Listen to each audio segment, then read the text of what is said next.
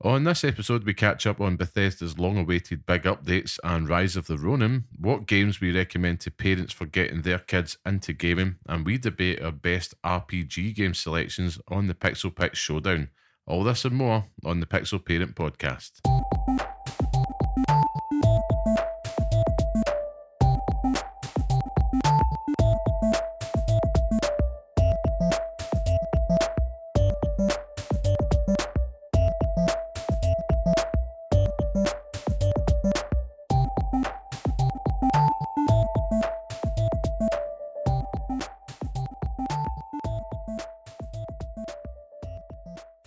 Hello and welcome to the next episode of the Pixel Parents Podcast, the show that discusses all things gaming from the perspective of parents. I am, of course, your host, Liam Kirk-Kelvin, and today I'm joined by none other than Scott, the Tastemaker Curry. How are we? Good, aye. We've been acting daft the whole time in the lead up to this. What a wee sing-song. A wee sing-song, aye, it was great. But actually feeling pretty good. Aye. Gotten over the terrors of the cold and everything that comes with it. So Feeling fresh. And I'm excited to be here. So exciting to me. But yeah, pretty good. How are you? I'm good, actually, yeah. I'm excited to be back. It's something I do look forward to every week. For a day of it, though. I know. Jesus Lord. Wait till you hear this. It's Had a day actually of it. brilliant, man. It's so good. Sitting I'll let you take over for a bit. I think everybody that's hopefully listening has some experience with kids and the fact that they can be little blighters and just break anything. But yeah, minded my own business, watching the kids today as you do. And I went outside, lovely day, and I noticed the TV was off and it was on beforehand. And I thought, my son must have just turned it off because he likes to do that. He likes to try and assert his dominance with commanding the remote control. He'll learn. Anyhow, come back in after being outside, outside playing in the sunshine, and go to turn the TV back on, and there's just a flicker. And I've got an LG OLED telly, and this flicker is very, very thin, just on the left-hand side of the screen, and my blood went cold. And of course, I looked down, and there's what I can only describe as a bullet entry into the TV. And I look down on the floor, and there's a Harry Potter replica wand lying there that they've got as part of their dress-up sets. And yep, long story short, my son had absolutely buggered the telly, so completely trashed it, would not turn on, potentially a fire hazard at that point because it was making odd crackly noises. And I have had to go out and buy a new telly today, so I'm quite fortunate I can do that, but it's not an expense I wanted to take on. But yeah, I've had to give him the old dad talk, look after your stuff. I'm no made of tellies, all that stuff. I'm no made of tellies. I love that, man. But yeah, but I suppose before we get into things, of course, if you want to be part of the podcast, come say hello and share your thoughts with us at pixel_parents on Twitter/X, or write to us at pixelparentspodcast@gmail.com. We love to hear from you. We certainly do. Ask us anything. Ask us everything, Aye. anything and all things. Related to the podcast, of course, so No. don't ask me what I had for my lunch yesterday. What did you have for your lunch yesterday? I had chicken.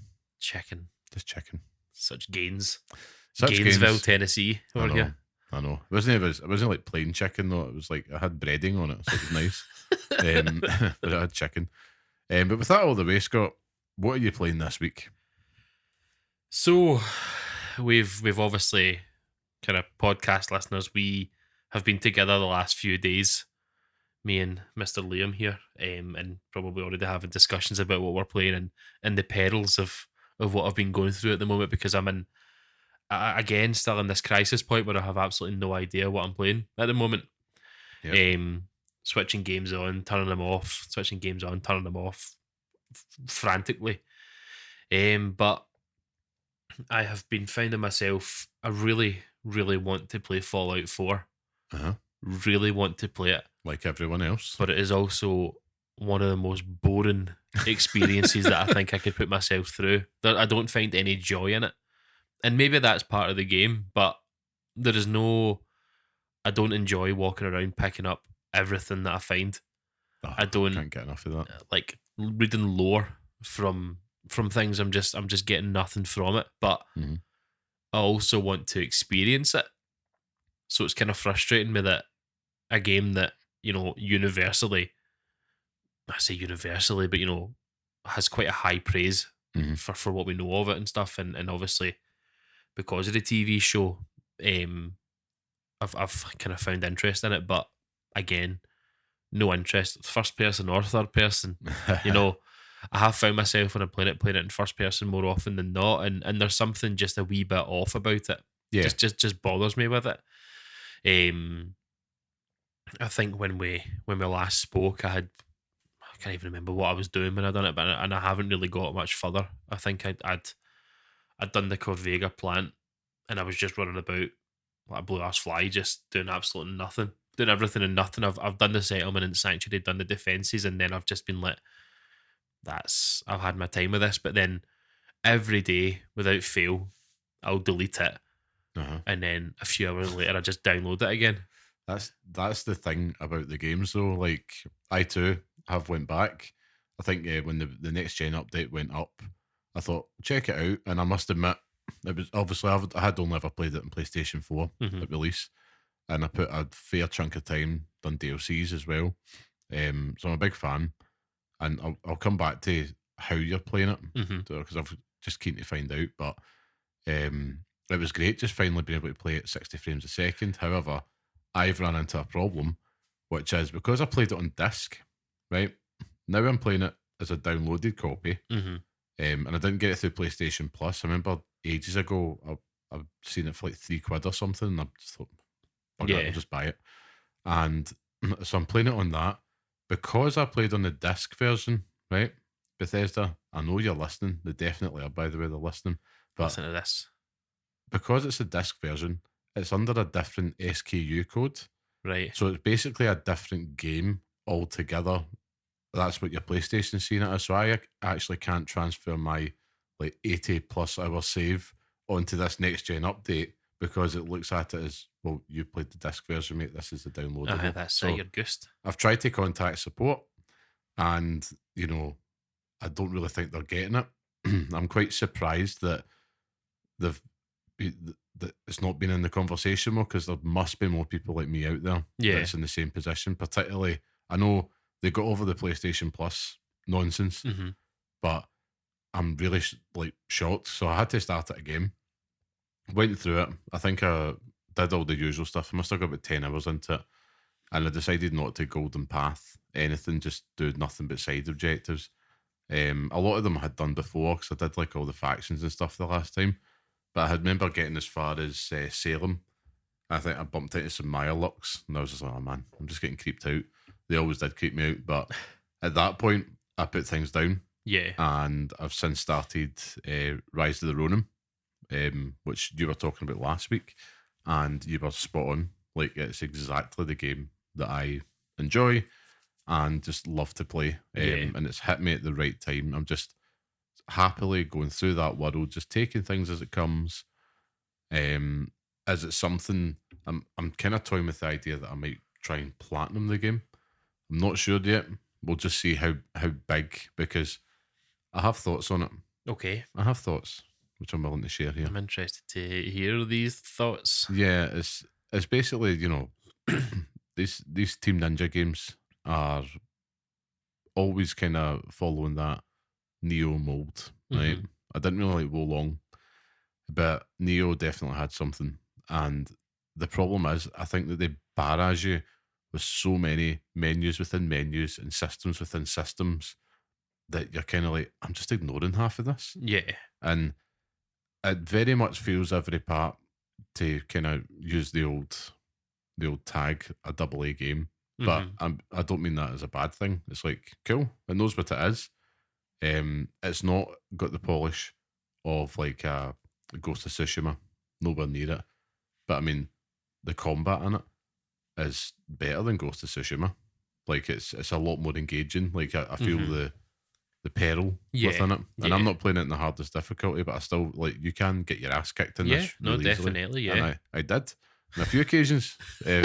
From people without weapons, funnily enough, they actually probably kicked my ass. But I would actually. I'm probably about 12 hours into it now, and I would definitely at this point I'd recommend it. It doesn't have legs. It's if you're someone like me that likes like open world type games. I know a lot of people bitch and whine about it. It's just low hanging fruit at this point. I don't care, but like what you like. I think especially if you're someone like you and I, where maybe your gaming time is reduced, but you just want to kind of go on and you're quite happy like opening up a map and it's like I'm going to do this today. I'm going to Yeah, do that. yeah.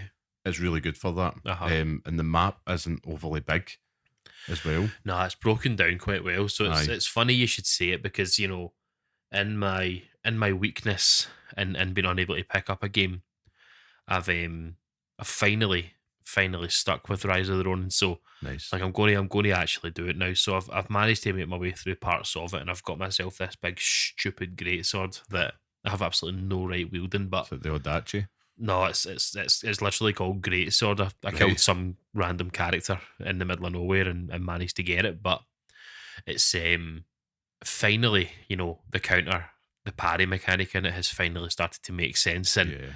and I am, I know I said it last week and I said it to you this week that I think I'm playing it on Twilight difficulty, Mm-hmm. and I am. Yeah. So yeah. that's the reason why it's brutal at Oh, aye. points. It's Will an be. absolute nightmare. But it's you're right with the menu parts of it. It's with Neo 2, for example. I mean, I got the platinum on that game, and that game took me at least 60 to 80 hours to get through. Aye, at least, Easily. And the menus in that they were horrendous, Mhm. but it gets to a point where it just becomes second nature. And I think it was last night when we got home from, obviously, where we were. We were out viewing another podcast, but That's it. Moonlighting. moonlighting eye. But when I finally got home, I stuck it on for half an hour, 45 minutes, and I've managed to happen upon a setting in the menu that says that once you pick, depending on the items that you pick up, if they're a certain level, Mhm. everything else will get like destroyed. So Oh, you can right. scrap everything else. So if it's like lower leveled, you can scrap them straight away. So the moment you pick Ah. them up, they immediately get taken away from you. Or when you visit a shrine or something like that, it'll do it at that point. So Right. that has sort of stopped the burden of carrying around every single weapon that you find. Because in Neo, it did become very much like that, and it became an exercise. And every single time you finished a mission, you would lock the ones that you don't want to get rid of, Mhm. and you would just scrap everything else, and they became part of materials that you would use to level up everything else. Yeah. So that definitely has made a difference in it, and I think you're right.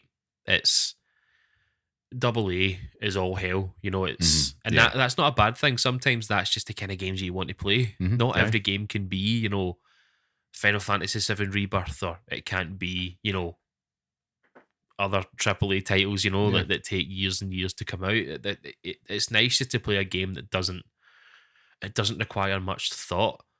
And I think that's what I've been looking for. Is I've played a lot of games, and I've been listening to a lot of content recently.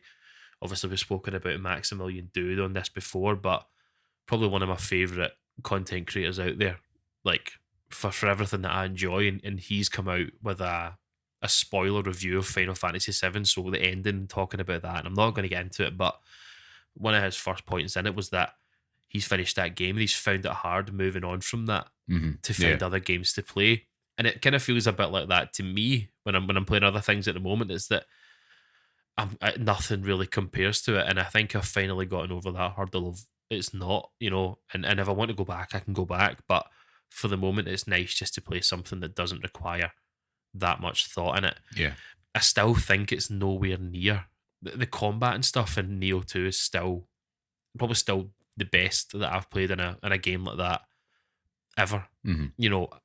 We're both big kind of Souls like fans and stuff like that, but it's probably top two of Yeah. the games that I've played in that sort of genre. So it's nowhere near that, and there's always be parts to it. I don't really understand parts of the styles and the way that things move, and I think that I'll get there eventually. But Yeah, because it doesn't really do a great job of bedding in. Nah. Like you've got the different fighting stances and stuff as well. And I Hmm. thought very like Neo, but then just the other night I realised like, oh, they've got like, depending on the weapon you use and I think it's a fighting style. It's not a stance, but they've got like a little like red arrows down Yeah. for So it's like a weakness and stuff aye, like that. Yeah, no. blue arrows up, and then in the moment it's a wee bit cumbersome, but I'm starting to get into the rhythm Yeah. of it, and I'm like, great.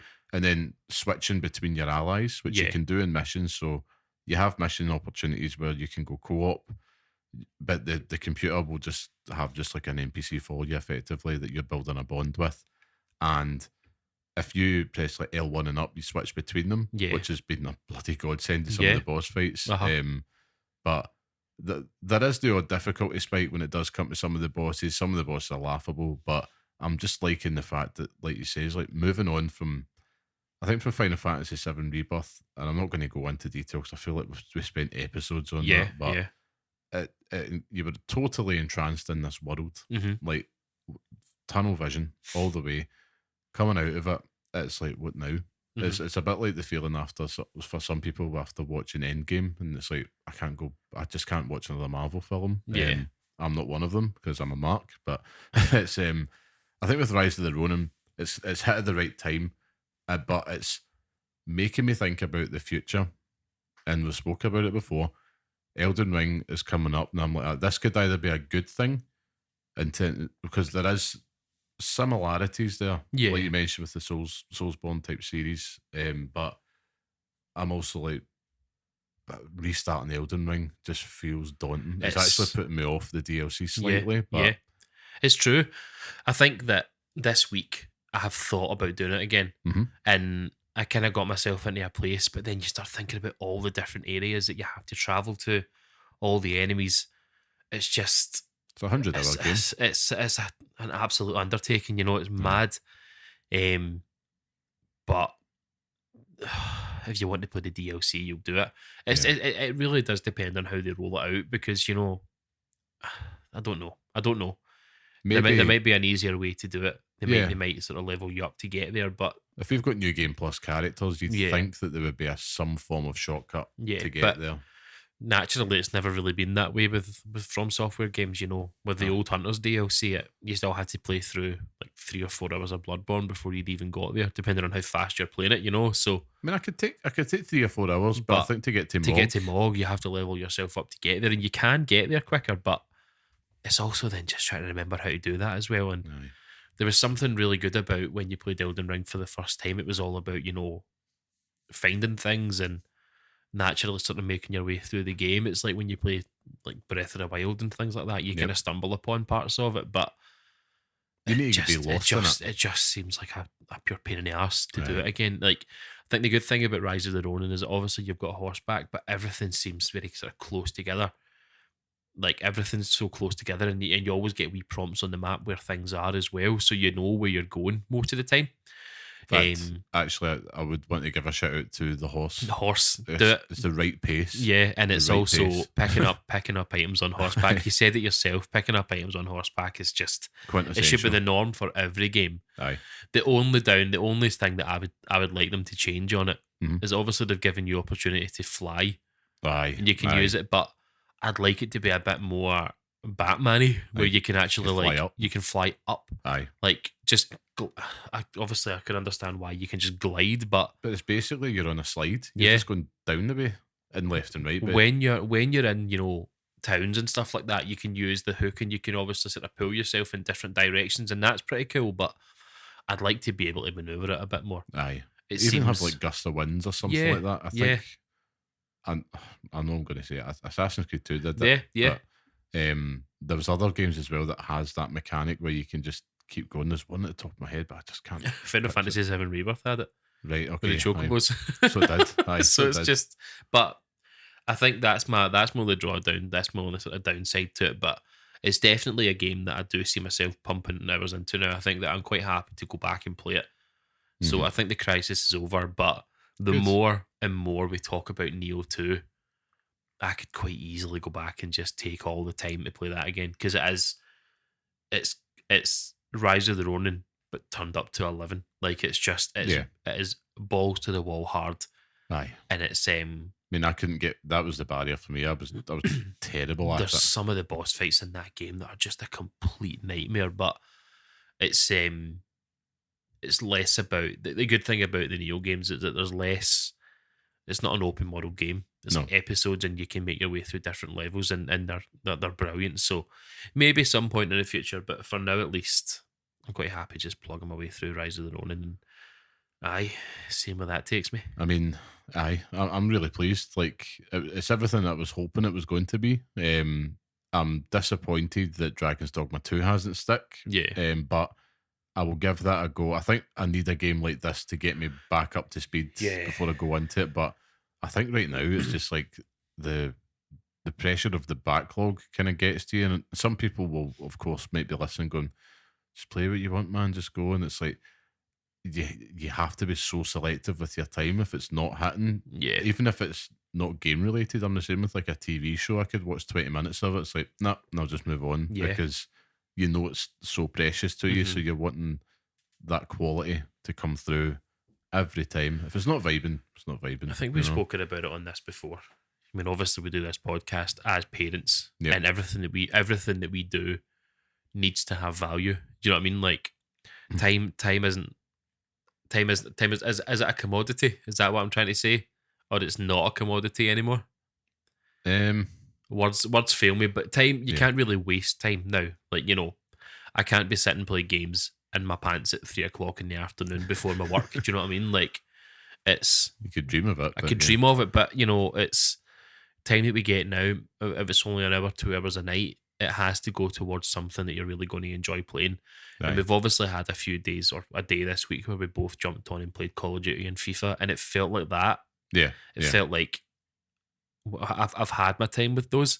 You want something I different. want something different. Aye. And even just the space that Call of Duty takes up on the console as well. It gives me a wee bit of anxiety sometimes because Yeah. it's like this game is like 900 gigabytes large. Do you know what I mean? It's just Still can't believe they've not fixed that, man. oh, Like, it's mad, and it's just the expectation that would be happy for us to actually just sit and like have that weighing down that console when I could be downloading Fallout 4 and deleting it and downloading it again all the time. So well, as to circle back to that, I mean, my Fallout 4 experience, the only way I'll pick that back up is if Bethesda issue a fix, which I don't see happening. mhm. But they've been busy bees, and they've also issued that big update for Starfield. And Ooh. I know it's made me want to go back because I've said this before. I remember playing Starfield, and at the time I was like, I'm enjoying this. It feels like Bethesda in space. Mhm. It's exactly what I'm wanting out of it. I didn't think it was revolutionary. It wasn't like when we were playing Skyrim or anything like that. But it was like, cool. Like I know what I'm signed up for. Yeah. Buy the ticket, take the ride. And it's one of those ones I'm like, well, 60 frames a second, and then they've updated the maps and all these quality of life features, and I'm like, this might be a good time just to, if I'm wanting that Bethesda, there's an itch there Yeah. that needs scratched. So I'm thinking I might go back, revisit that New Game Plus playthrough. I didn't really do too much of the side questing in it, which, excuse me, a lot of people have said that's the best part of the game. Of the game itself. I mean, I'm the wrong person to talk to about it because I'm not, not a huge fan of Starfield. I think I got to the first planet and started mining nonsense, and then I was just like, I didn't sign up for this. In fact, no, I got to the first, main hub world where you've got all the shops and the big hotel and stuff like that, Yeah. and you meet the folk that show you the big building and things. I mean, if you've Constellation. never played Starfield, I'm really doing a service to I know, explaining this, you're but so early, but I know what you mean. Like, it's I just think like it did nothing to hook me. the And- game is really, see, its golden path is Yeah. really weak. Mhm. Like, don't get me wrong, by the time you get to the end of it Mhm. and what it's wanting you to do in New Game Plus, that's really cool. Like, Yeah. but it's a long way for a shortcut. Yeah, And that's why I'm quite excited because there's factions in that I didn't even touch, and that's always where the the money is in any Bethesda game. But Mhm. I know coming back, like I remember I said earlier, I need to ask you about how you play like Fallout Mhm. Bethesda games, and it really comes back to like I think you get a lot more out of it if you decide you're going to be not just good, bad, but a type of character. Yeah. So, like in Starfield, I was like, right, if I want to be like a space pirate or something like that, I want to be like a rogue, or maybe I want to be like space cop type thing. Yeah. And same with Fallout. Because I remember, like, if you just kind of pick a character, I mean, like, if you wanted to be like Sting again in it, and it's like, I just want to be the nomadic hero that wanders the place, you know, for a corporation that will eventually go bust. You could do that. Not anymore. Not anymore. But I think that definitely, the games, I think, really lend themselves to the imaginative side of role playing, whereas you do have to do a lot in the noggin. And that is bothersome. Like that's more tiresome. Like, play pretend. what's the point in then playing it? Do you know what I mean? Like, if they're going through that effort of actually making a game, some people would love that. I mean, I've thought about in the past, you know, you make a character in a game like that, right? Mm-hmm. This is a pure tangent, right? But follow me on this. And if anyone takes this idea or has already taken this idea, then I salute you. But let's go. You make a character in a game like Fallout, right? And what you do is you chronicle or create a diary of every single day that you play in that. Mm-hmm. So, like, you talk about the day where the bomb fell, and then, you know, everything falls in between that point, and then every single day after that, you've written a day in a diary or something like that, or like from the perspective of you as that character. Uh-huh. So that's exactly what you're telling me to do right now in terms of like how you play that game. But why do I need to do the legwork on that? Yeah, I get your point. Why is Todd Howard telling me to do the legwork on this? Well, I think it's just one way you can play it. I get it. I mean, I think I'd started to do that on this playthrough because obviously every single game that I'm playing at the moment, I'm making Sting. It's Sting. And I had to try and get to Diamond City or something like that because I googled how do you get face paints, and you have to go to Diamond City to do it. And I didn't even make it there. Oh man! But there's so much of that game that I haven't seen, and maybe it would click. But the start of it, every single time, every single Fallout games, like Elder Scrolls game that I've ever played, I just can't be bothered with it. Starfield, like, honest to Christ, like that game was built up and built up and built up as, you know, the white knight of Xbox. Do you know what I mean? Mm-hmm. And it was a pure damp squib. Like, do you know what I mean? Like, it was just like it was, and some people love polarizing. it. Some people love it, yeah, and that's fine. You know, some people love Marmite. Some people like, you know, listen, Marmite and a stew, by the way. Telling you, stew daft. But some people do like things, and that's fine. Personal taste is personal taste, but I think it's just I'm not a massive fan of Bethesda. But that's cool. And I like the thought of the world of Fallout. And there's maybe a game in there or a type of game in there that I would enjoy.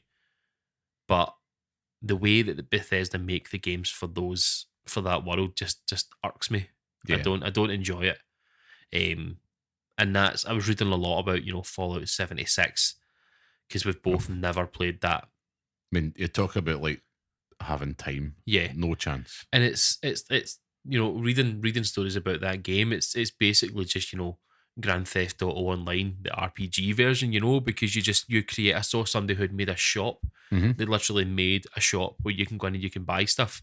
And I think that's really cool. Yeah. But also the time aspect of it. We talk about respecting time.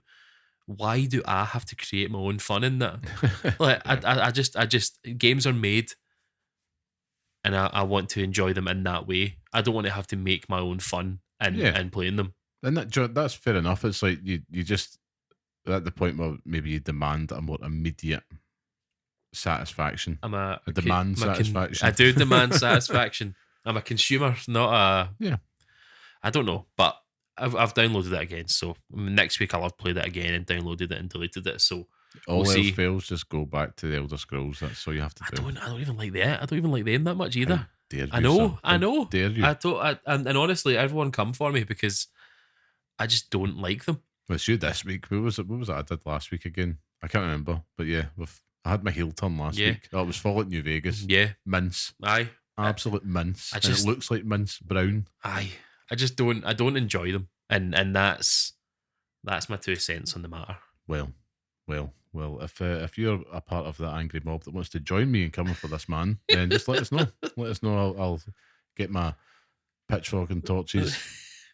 I can't believe that. Honestly, I'm actually stunned into silence almost. But yeah, I think it's one of those ones. It's good to kind of get back on the trolley, Yeah. especially after a big experience. And you know, I feel like things are there's a rhythm building up now, because at the start of the year it was looking awful quiet, Hmm. and there's rumours circulating of a state of play that's going to be happening soon. I won't say when, because I don't know. Um, Nobody knows. Insider knowledge. I'm just not that type of bullshitter that's going to pretend that I know it. So I have no idea. There'll be people in the know, but that's not me. And they've got the Xbox showcase coming up in June, followed by Redacted, which looks like it's a Call of Duty showcase, of course. So we've got Black Ops 14 or something coming. And I'd imagine they'd be daft to not put all the old Call of Duty titles on like Game Pass. Game Pass. Black Ops 2 comes. Listen, I'm gone. Poof, you can't see me. That's me playing that all the time. But Liam actually morphs into John Cena. that's So it. literally, can't see me. Aye, no, it's but we might have some plans for that on the podcast as well. We've been deliberating, just kind of talking about some content ideas as well outside of the weekly episodes. So we'll have more on news on that. If we go for something, we'll let you know via our channels as well. But I think we should move on into the main topic for this week, Scott. It's good to get the update, but we could wax lyrical about that all day, but we're playing. But this week, it's really, we want to talk about the first games for kids. Readying Player 2, as people say on social media. Ready Player 2. Oh, expecting. But yeah, Readying Player 2. But I suppose, really, I'm coming at this from the point of view anecdotally as well. Mm-hmm. But really, there's so many options out there for games now.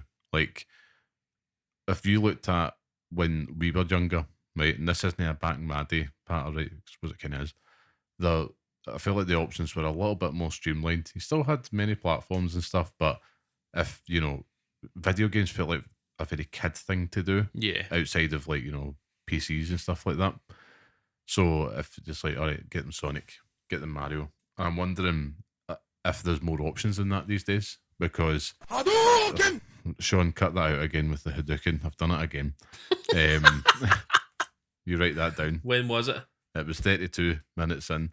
I do this every second week. But yeah, my son, he's been showing interest, of course, in games, and this has been totally organic. And he's dabbled, right?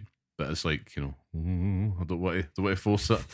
And so he was asking if he could play the Luigi game, and he means Luigi's Mansion, because he's been taking the game like box off the shelf. Mm-hmm. And he really, obviously, he's Mario daft, so it's like, okay, cool, we'll play that. But sat down to play it with him, and it's just not good for like, a kid's first game, really. And he's dabbled in other Mario games, but he's really like kind of, I felt bad for him, because it's like he was so enthusiastic about it, and he was doing okay, but it's because you're moving about in a 3D space. Yeah. And he's just about to turn 4, so he's not really got the ergonomics down yet. The what would you call it? The dexterity for it. That's it. So I just thought to myself, it's like, damn, like I wish there was something else. Mhm. Like, what other games would we recommend to parents if they were asking us? Like, how do I get them into this? Yeah, it's a tough one. Even just with Luigi's Mansion, though, even just catching the ghosts, Nightmare. it's mate. hard. It's hard. Even for adults, I remember playing that game when I was younger, and it was brutal. Aye, that was the most frustrating 20 minutes of my life watching it. Aye. Honestly, But shouting Mario as Luigi, like the whole time you're playing it, is the best thing ever. that's all he was doing. It's the best thing. I could do that all day, so I'd quite happily sit and watch him do that. When you sent over the notes for this episode, it was a tough one, because it's a toss up between games that you want them to play, but also games that you think are actually going to work for them. Yeah. And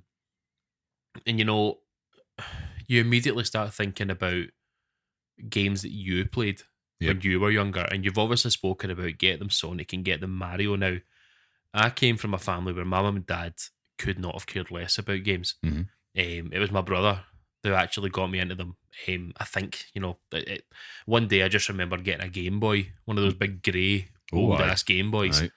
and I remember OG. I had Tetris, and I think it was like Mario and the 6 coins or something like that. Yep.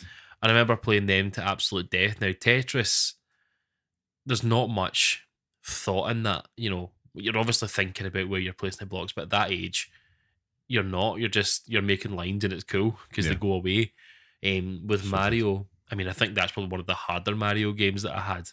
Yeah, because I remember I played that to death as well as a kid, Yeah. and it was. I mean, I suppose we're looking at it through kid lenses, but it was It was challenging hard. as a kid. I don't remember ever finishing it. I remember my dad playing it though. That's the thing. Like that's my first experience I've ever seen him playing anything. But I remember a distinct change when my granny and granda lived up the street from us. They lived about a 5-second walk up the street, and my auntie Nancy still lived there. Mhm. And before she passed away, she always had a master system in her room. So every single time we'd go to my granny and granda's, we'd go in there and play everything on that. Aye. And Alex the Kid. Oh, mate, that was the Like, first game I remember Uh-huh. playing. And it's I remember it so vividly, just going in there and playing that all the time. Yeah. And there's not much thought in that game. Jump or punch, jump or punch, jump or punch, and that's basically it. From what I remember, from my memories of it. And you kind of just grow from there. Now you're playing that platform, and then it's just naturally you go and play Mario. I remember going from different consoles throughout my life. I never specifically owned a console myself. I had that Game Boy. Obviously played Pokemon and things growing up, but I was never really forced into it. I was never really introduced to games. It was just they were kind of there all Aye. the time. Like I'd come home from school and I'd maybe watch my brother play something on the Super Nintendo, Earthworm Jim, The Lost Vikings. Like I remember just sitting watching all these games as I've grown up, and as I've grown up myself, I'll maybe play them on Nintendo Switch Online, or I'll emulate them Well, that's properly. the thing. Like, But you just naturally fall into it. So when you sent it over, I was thinking, what would I pick now? yeah, And it's easy to go for like the low hanging fruit. Like let's go for like Minecraft or something like that. And I think that is the easiest gateway drug into it, because you don't have to play it. What's the word? Like actively. Yeah. You can do your own free roam mode where you're just building things. And I've got nephews and things that's the first game that they've ever played was Minecraft. Yeah. You don't have to play a story mode. You can just go in and just build stuff, and that's it. There's no real thought in it. But then I was thinking of what is a game that I can remember every single child in my family playing. Mm-hmm. Every single child. And for better or for worse, if they're good or bad at it, there's always fun to be had in it. And it's Mario Kart. Yeah. Like you arrived at the same conclusion I did. Yeah. Like I think it's Nintendo. We've obviously sort of spoken a lot about Mario and things like that, but Nintendo are probably the kings of getting kids into games, because they're loud, they're colourful, and they're made with love. Do you know what I mean? Like it's not. Aye, it's the polish. It's not these wee.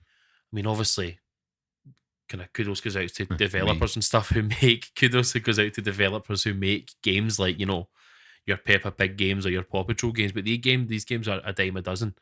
They're just the skins are rehashes of games that they've made in the past, and it's just Aye. It's there's nothing there. But you throw in a game like Mario Kart, and it's full of love, and you can play it together. Yes.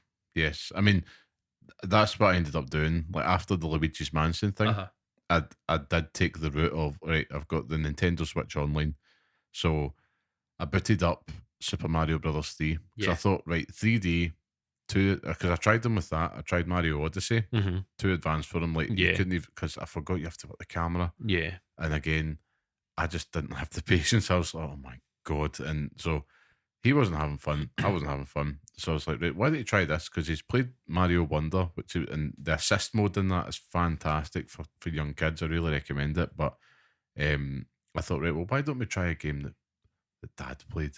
It's about Super Mario Brothers 3 on, and he was completely like perplexed by it. Because it was just like, how's that Mario? Because I'm forgetting that's that would look weird to him, I Yeah, suppose, because yeah. he's used to seeing them in like the Universal Mm-hmm. Studios film and all that. So it's like, right, okay. And then I went into Mario Kart, which was by far the most success we had Mm-hmm. over a few days. And he just loved the fact, oh, I want to go Bowser, I want to go Baby Luigi, and all the rest of it. And it was like, cool.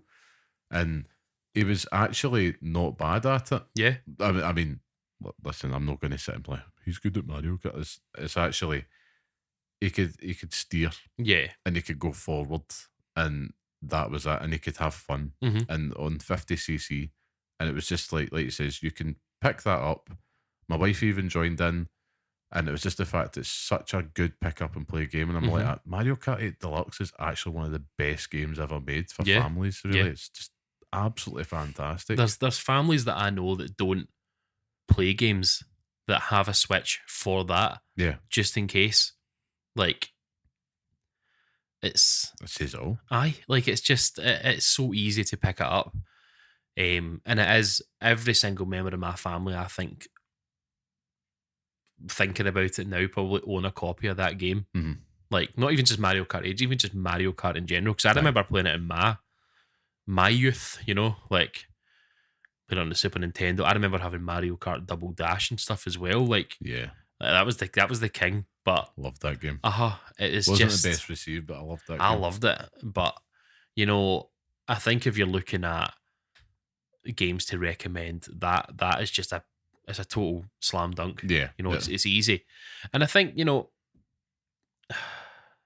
I'd love to put in like, I'd love to think about PlayStation and Xbox games in that same vein. But we've obviously got, the joy now is that we've got more PlayStation and Xbox games than we can, we can think about with the subscription stuff with PlayStation Plus and Games Pass. But it always kind of feels like the family games are kind of like an afterthought.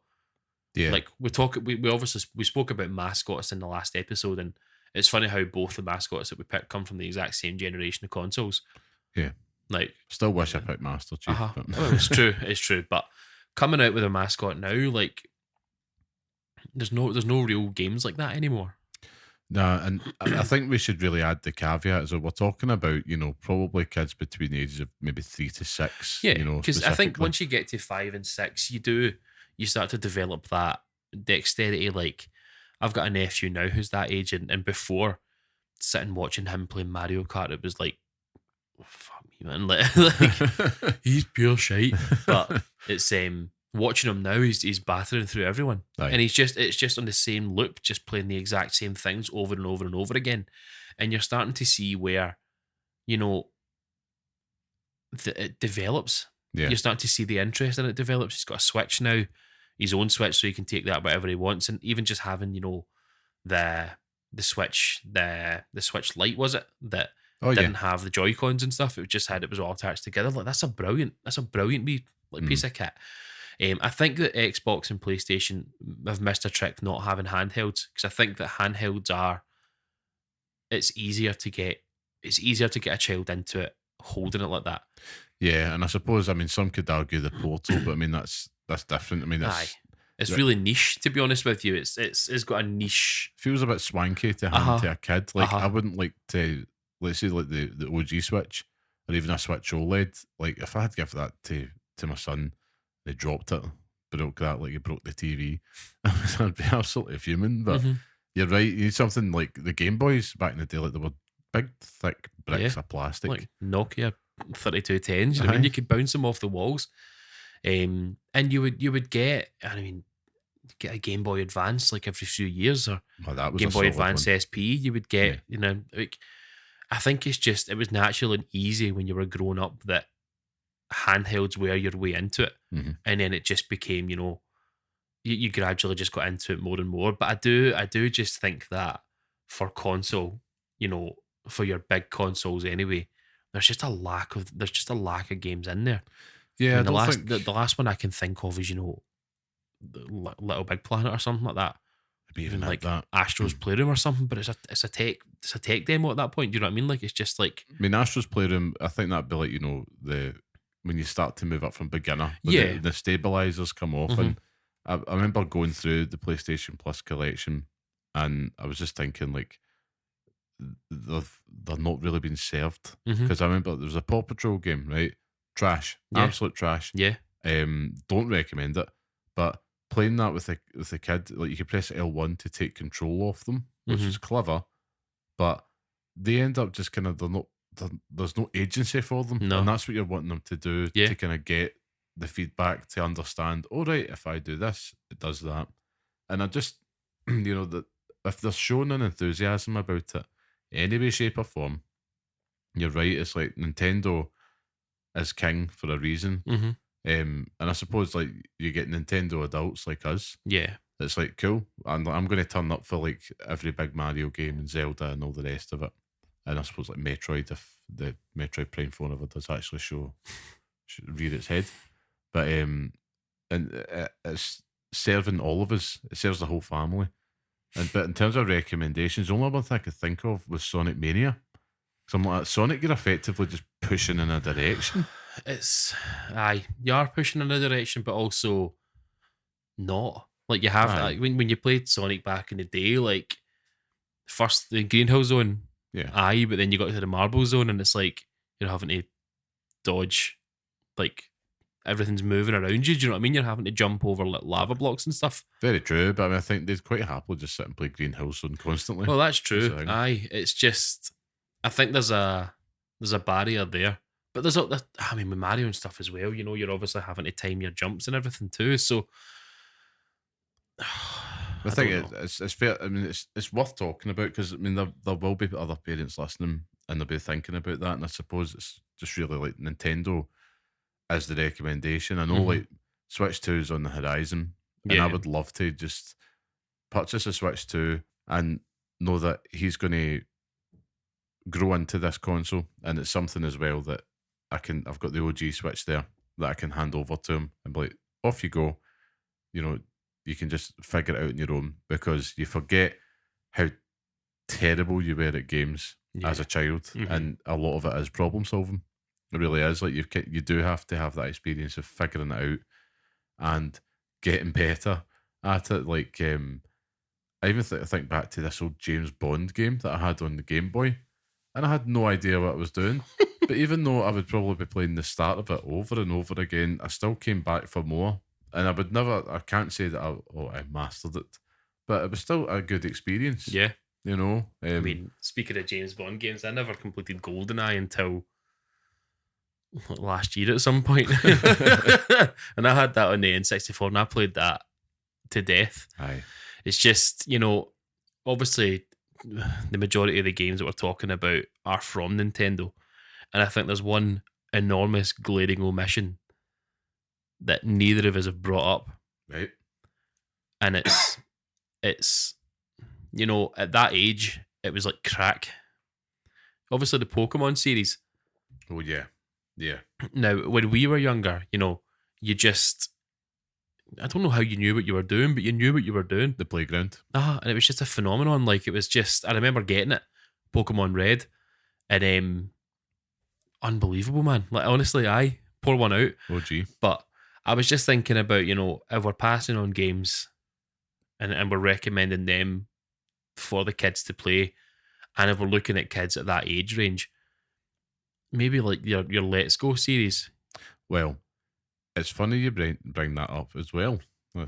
There's lots of it's funnies here, but I actually did do that with my son, and I totally forgot you have to play it with one Joy-Con. Ah, so you do, yeah. Which is a friggin' nightmare. Mhm. Like it was.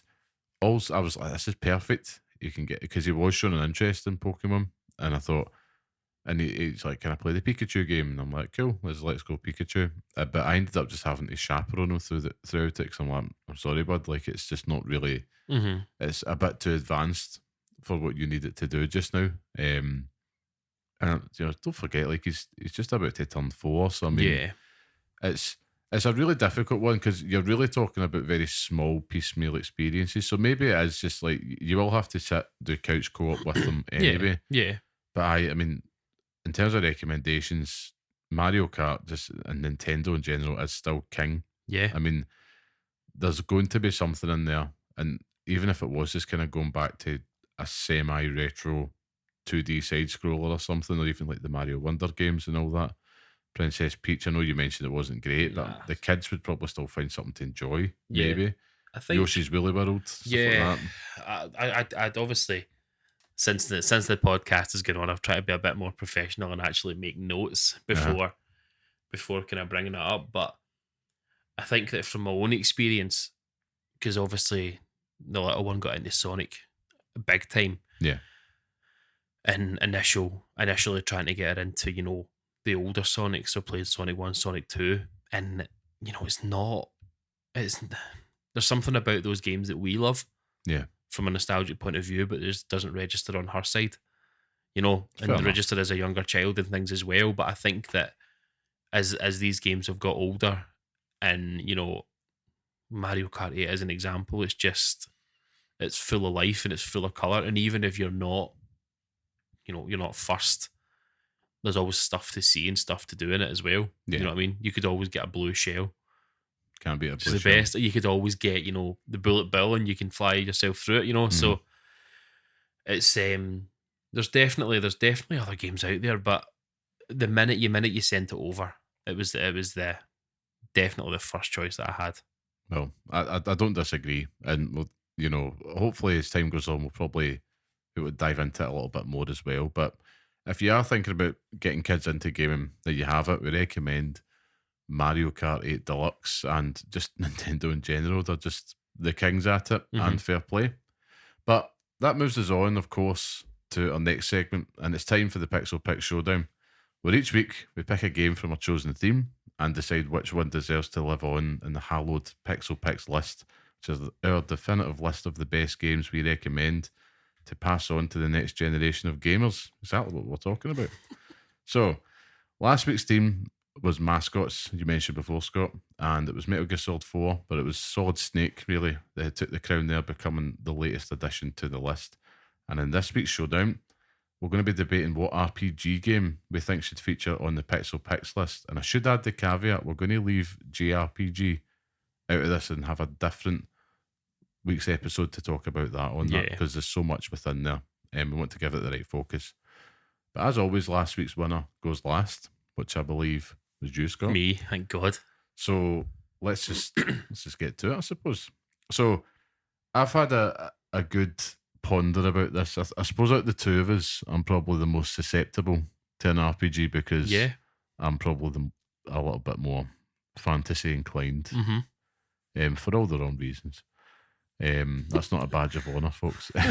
So I had a good look, and I've got my pick. And Okay. I've got it there in the chamber, ready to go. But I Mhm. thought, what's going to be, as we always do, there's always the one that got away.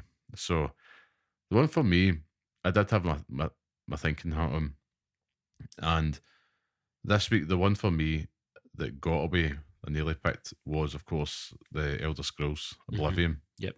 Now, I feel that a lot of people might be thinking Morrowind, but for me, Oblivion was just exactly the vision really come to life. Morrowind is like very much influential as one of the first open world RPGs of that type we'd ever got, Mhm. and absolutely deserves all of its flowers. But Oblivion just really did captivate you, and as a role playing game, I thought it was much better as well. I didn't pick Skyrim, but it's because I thought Skyrim really just put you within a singular role as Dragonborn, Yeah. so it didn't really have as much flexibility. But even at that, you could still, I just didn't feel like you could take it in many directions. It's okay just doing it in one role, Mhm. but how do you want to play it? Um, I did also give thought to more recent games as well. Thought Baldur's Gate 3 as Mhm. well, which is I get one of the best RPGs ever made, Yeah. hands down. But that was my head. But I'm going to go with my heart this week, and it has to be The Witcher 3 Wild Yeah. Hunt. Yep. It has to be. Now, that one, of course, you are playing Geralt of Rivia. It's a singular role, but as as a role playing game and giving you so much freedom and choice to just kind of explore different relationships, explore different paths, that world, it's just second to none for Yeah. me. And when you talk about influence as well, there was the world before The Witcher 3 came out, and there was the world after The Witcher Without a 3 doubt, came out. yeah. You know, It's when it came out, it was an absolute juggernaut. It did more than you ever expected any game could. It was my, I want to say, introduction into that world, but I played The Witcher 2, but never really I never really knew where it came from. I'm not familiar with Mhm. the novels or anything like that in the world that it creates. But well worth reading, by the way. yeah, I'll leave that to Telling you. you. There's a fantastic, just I'm taking your spotlight here, but there's a fantastic video series from a YouTuber called Your Favorite Son, who does a retrospective on every single Witcher game, and he's just put the one up for The Witcher 3 as well. Nice. And he goes through each individual, parts that relate to the story. So, in the books and everything, and everything, through development in it, and kind of all those details as well. So, I'm more familiar with the series now than I ever have been. Yeah. And I think if you're looking at, if the question was name me the best RPG of all time, I don't think you could look further than The Witcher 3. It's not my pick, and obviously I'll get to that later, but Oh, that was so. I was it's, thinking this is the it's first like week imagine had that the we've same pick. actually picked the same game, but no, not this week. It's your choice though, so I'll let you go off, King. Go on. Yeah, I just think just as an RPG, it ticks all the boxes. It's got a very, the story's there, the character building's there, the player agency's there to kind of take your build in any direction that you're kind of wanting to. It does have its flaws, like the combat isn't great in it. That's Nah. probably the biggest thing I would say. But the world and how it sets its scene, and just how the sheer detail that they go into to pull you into that world so that you are actively playing that role as Geralt of Rivia. It's just, you're just absolutely in love with it. And then Yeah. you look at the DLCs as well, which I will always shout from the rooftops about, particularly Blood and Wine. That was effectively Witcher 4. Mm-hmm. It was just so good. And it's a game that I have went back to time and again. I think it was last year when the next gen update came out. Oh man, like I just got lost in it again. Yeah. And then even like when you get to like Skellige, which feels so inherently Scottish as well, it just ticks all the boxes for me. It's just such a damn good game. We know that. It's an absolute 11 out of 10. Yeah, it's pure prime Liam Kelvin as well. Like, if you wanted to make a game, it's like that episode of The Simpsons where Homer makes the car. It's like if we asked you to make an RPG, that's what you would make. Yeah. Maybe not with the same polish, but it's that game you would make. It has everything. I think when you look at the combat, when you compare it to the combat of 1 and 2, it's a million times better. Oh yeah. So, you mean if you come from the experience of having played those games before, it's immediately better, but it is still clunky as all hell. I think that it doesn't. It kind of hopes that you know who these characters are before you know who they are. So if you were coming into The Witcher 3 for the very first time, you could go into it. First scene, you wake up and you're with Yennefer, and it's like, who is that? Who is that? And even worse actually. Like I think that a good chunk into the story, you bump into like Vernon Roche. Yeah, and if you had no prior knowledge of the world, it's just you don't understand the importance of it. But they do a good job of just kind of just being like, right, this is obviously someone that Geralt knows. Yeah, and that's a good thing with it. And I think that those parts where you turn the game off and you open it back up again, like I think it was the Batman series, the Arkham series, that when you turned the game off and turned it back on again, you'd usually get a wee 3 slides that would tell you what's happened in it. And when you turned the game on again with The Witcher, it usually gave you like a brief rundown or a wee recap thing and you would usually get a wee bit of information from that. And you've obviously got, lore upon lore upon lore. You can just read through that. Days. So if you're a lore fiend, then it really does. It gives you that in spades. It's a game that I want to finish more than anything else. You should. Never have done. You owe it to yourself. I do. I've managed to save City, but then never done anything else. I think I stopped playing it at that point because something else came up. But I think it's a game that it's always something that's there. and it's been perpetually downloaded on my PlayStation from the moment I've bought it, because it's just it's always one that I could easily go back to. But it's quintessentially everything that you want from an RPG, and you can play that any way you want. To be honest with you, like the choices that it gives you, you don't have to go down the left path. You can go down the right path. You can go down the middle path. Take any way you want. So, I mean, I'm making my arguments for you, but it's just it's one of those games where it's just, if you're from a value point of view, if you're passing that on, it is. If you're telling someone to play an RPG, it's the RPG that you're picking, more or less. Yeah, I'll probably pass this on maybe to the next generation when a wee bit older. Yeah, that's exactly what I was just about to say. It's blue at times, but but it's a fantastic pick, and it was one that I thought about going for. It's tough because there was other ones in there that I was thinking, like, I really, really wanted to pick Mass Effect 2. Yeah. But I was like, that felt more in the action RPG side of things. So I'm intrigued to hear what your picks are. So I'm not the biggest RPG fan. I mean, I play them. I will play them, but I probably don't play them to the same effect as you. I don't get involved. I don't get too deep into them. I don't really get, I don't really get too close to them. I play them for what they are, and that's it. Loose. Yeah, fast and furious. I'm the Vin Diesel of RPGs. Family. But I thought about it, and immediately had to Google, get me the top 10 RPG games of all time.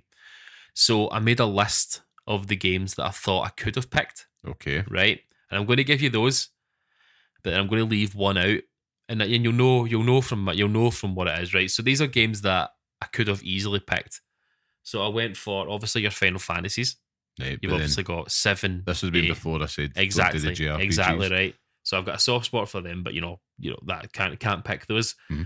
Then you've got your Soulsborne series as well. Elden Ring for a start. Yep, easy to pick that. Thought about Bloodborne as well. Well, that's what I'm going to say next. Not the one that I picked.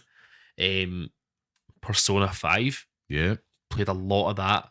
Hell of a lot of that. And I loved it. I did. I mean, I had an absolute blast with that game, and I had no right to. I think that came very, very kind of soon after the wee one was born as well, the royal version of that. So, I mean, that you talk about. I think when we were talking about you playing Bloodborne, playing it with guides and stuff like that, I would play that game with a guide because I just wanted to get everything that I could out of it. Yeah.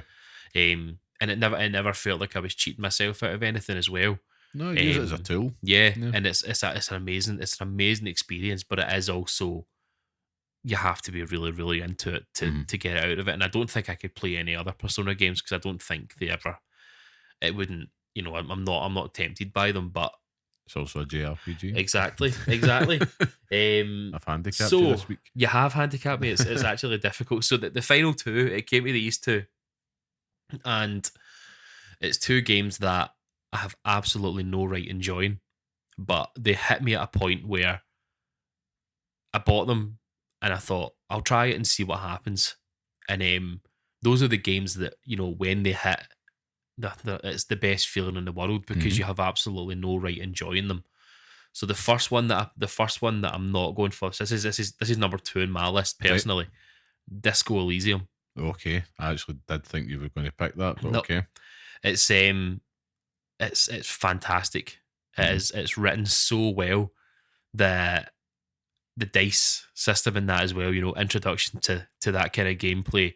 That was probably my first, after The Witcher 3, that was after that, my first proper taste of RPG was Disco Elysium. First proper CRPG. Yeah. And I got hooked on it. I've played that game 3 or 4 times since, and it hits every single time. It's brooding. The world is fantastic. The characters are amazing. But it changes every single time you play it. Yeah, that's what you want. That's exactly what you want. And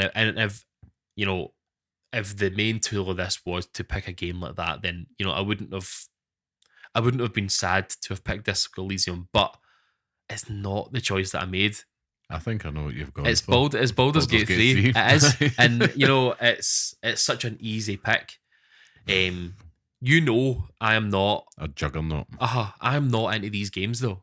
Personally, I'm not into these games. No, I was actually really pleasantly surprised that, because I remember I'd bought it first, I remember, and I remember saying to you, I'm not sure if you're going to like it, because again, I was like, right, this feels like a Liam-ass game, but I was like, I'm just not sure if it's going to click with him, because again, it's demanding a lot from you in terms of the role-playing aspect of it, but cream rises to the top, let's just say. It was, even just thinking about it, you get goosebumps and stuff thinking about certain moments in games and like certain moments in life, but between the two of us, I'm the only one that's finished it. And that says more than it needs to say. You know, it hit me like an absolute ton of bricks, and nothing could take it off. It came out at the same time, roughly, as the Portal came out. So I was playing that game. If I wasn't working, I was playing Baldur's Gate 3, If I was in the toilet, I was playing Baldur's Gate 3. I was finding moments in my day where I could just sneak it away and play it because I loved it. I loved my character in it. I loved how daft it was. I loved the characters in it. I love Gale. I love Karlach. I would die for them. I will die for both of them.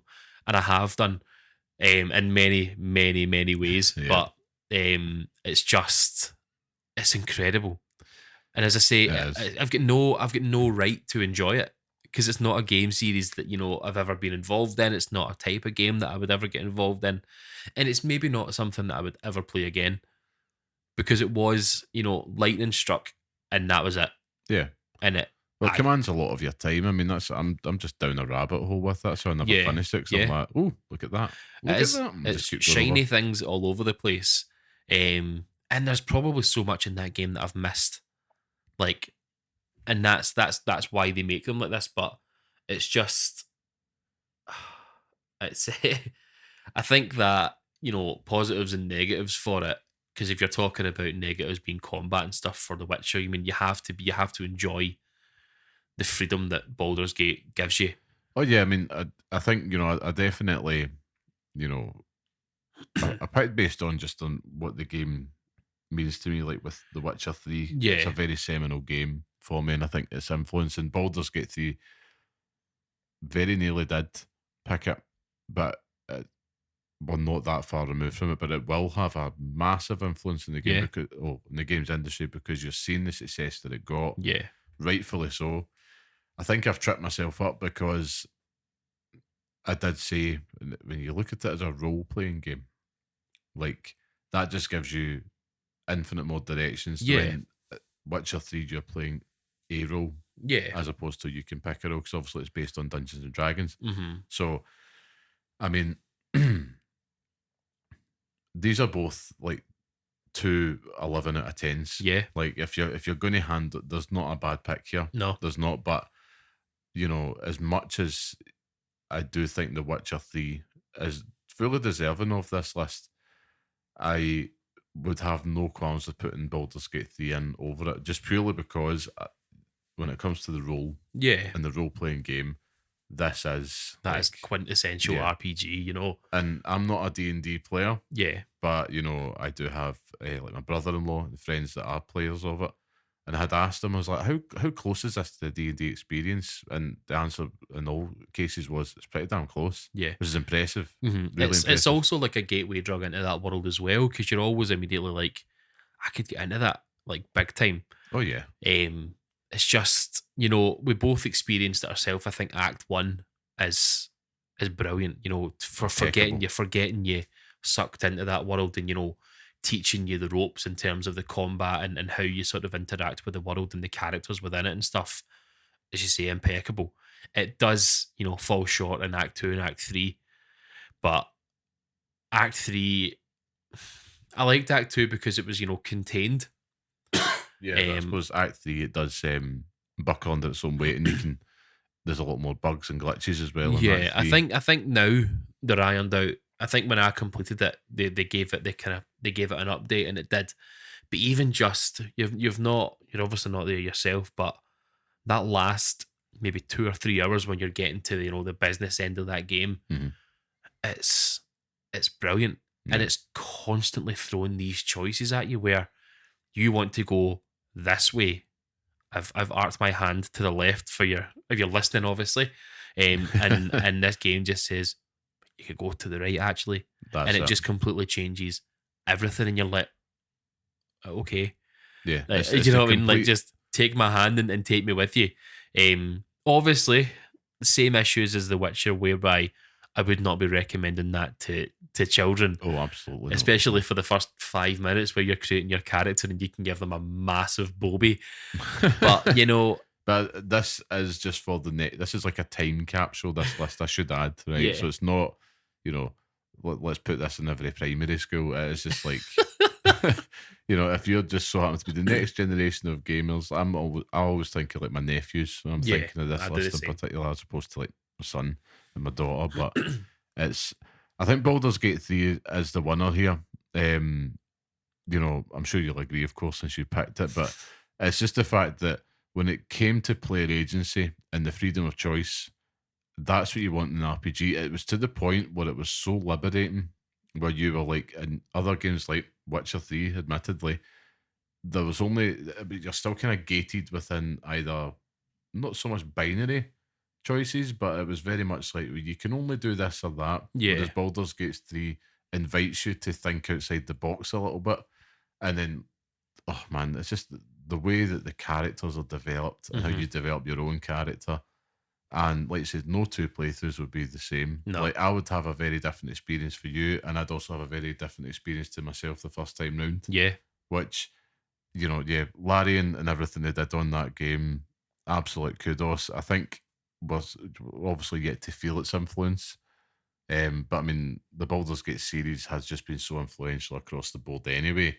Like Baldur's Gate 3 is just continuing that lineage, but to take it up a gear, it's incredible. It's never played. so impressive. I've personally never played anything like it, and I don't think I ever will, because I don't think I have The minerals. I don't have the minerals. I don't have the energy in me, you know. But it just, as I say, games sometimes hit you at the right moment, and that hit me at a point in time where I needed it.